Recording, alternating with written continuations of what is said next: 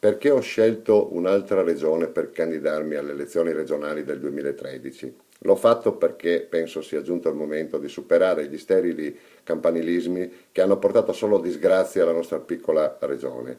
È giunto il momento di dare seguito alle giuste aspirazioni dei triestini di realizzare la loro città metropolitana e contemporaneamente dare le giuste soddisfazioni al Friuli di potersi finalmente autogestire pur rimanendo uniti ma con obiettivi diversi.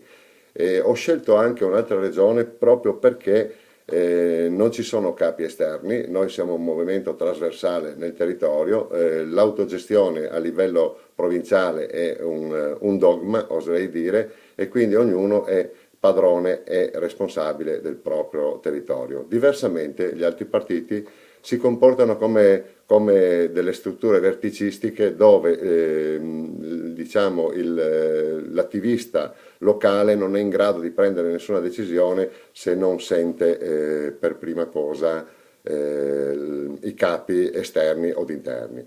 Allora, in particolare questo lo vediamo perché il presidente Tondo ha creato una falsa lista autonomista e prima di crearla ha dovuto chiedere il permesso a Berlusconi. Questo non esiste. Dall'altra parte il nuovo che rappresenta il Movimento 5 Stelle non è altro che il classico partito caserma, dove anche in quel caso ci sono addirittura una o due persone che decidono e gli altri devono allinearsi, altrimenti si chiamano automaticamente fuori.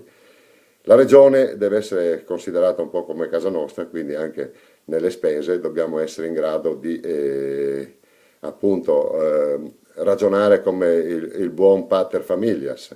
Nel caso dell'ospedale di Pordenone si volevano spendere 274 milioni, di cui 124 messi dai privati e non si sa quali siano i privati. Noi abbiamo reagito raccogliendo 3.000 firme per cercare di fermare questa speculazione che sarebbe andata a ricadere sulle tasche dei cittadini friulani, visto che comunque il Friuli è l'unico che si paga interamente la sanità. Quindi badate voi, capirete chiaramente come in 30 anni la spesa si quadruplichi e si scarichi completamente sui contribuenti friulani.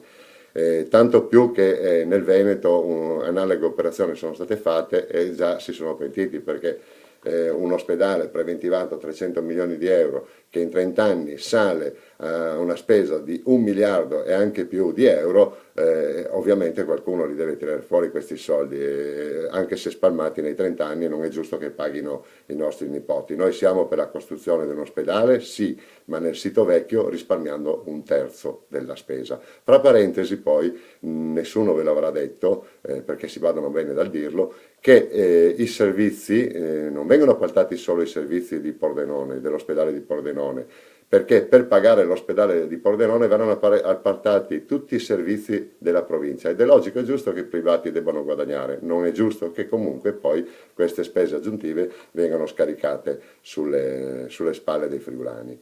Un altro aspetto deprimente di questi ultimi 5 anni di amministrazione Tondo appunto riguarda quello dei 370 milioni di euro che sono stati regalati al ministro Tremonti per un federalismo evanescente, fumoso, dove non esistono nemmeno i decreti attuativi. Un'altra perdita di autonomia che abbiamo subito è quella sulle accise dei carburanti. Fino all'anno scorso la Regione incassava il 30% di queste accise senza dover chiedere niente a Roma. Adesso col governo Monti hanno costituito la tesoreria centrale e anche quelli dobbiamo andare a battere cassa a Roma e questo non lo ritengo giusto. Non ritengo giusto poi che un'opera importante, perché noi non siamo contro le grandi opere di scorrimento come la A4, debba essere sostenuta completamente dai friulani impegnandosi per 30-40 anni con dei mutui pesantissimi e chiudendo la possibilità di aiutare le aziende che in questo momento sono in difficoltà. L'A4 è, lo sanno anche i bambini, è una strada ad ampio scorrimento di interesse sia nazionale che europeo, quindi noi dobbiamo accedere sì ai fondi nostri, ma anche europei e anche statali. Un altro aspetto incredibile di questi 5 disgraziati anni che sono trascorsi è stato quello delle auto blu. Io avevo sollevato a suo tempo il problema, c'è stata anche una discreta eco mediatica perché la regione aveva 13 Audi A6, 13 Audi A6 per il servizio degli assessori e del presidente.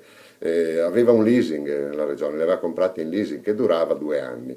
Quando Monti ha emanato la norma che non si potevano più comprare macchine con cilindrata superiore a 1600 cm3 di cilindrata, cosa è successo? Appena hanno sentito questa cosa, il leasing è stato stoppato, ovviamente rimettendoci dei soldi, perché rescindendo il contratto prima della scadenza, ovviamente si rimettono dei quattrini, per acquistare 13 BMW 2500 di cilindrata che ci costano 1978 euro cada uno, escluso il gasolio e quindi anche il costo dell'autista. Allora io ritengo che questa sia stata una porcata senza precedenti. Tenendo conto appunto che un altro aspetto incredibile è che ad esempio un consigliere regionale di Pordenone incassi, oltre allo stipendio, l'auto che gli viene conferita, incassi anche 3.210 euro per il rimborso del carburante per andare a Trieste. Io dico che con tutti quei soldi lì in 6 mesi uno ha la possibilità di cambiarsi, sostituirsi la macchina ed avere la macchina sempre nuova ogni 6 mesi. Ecco perché ho scelto un'altra regione. Quindi vi chiedo semplicemente di darci una mano, di controllare bene i candidati prima di votare, di non guardare alla maglietta che portano, ma di controllare bene. E se ci aiuterete, noi faremo tutto il possibile per evitare tutte queste schifezze, per cercare di portare un po' di trasparenza e portare anche e soprattutto la condivisione delle scelte con i cittadini per le spese importanti che riguardano tutti.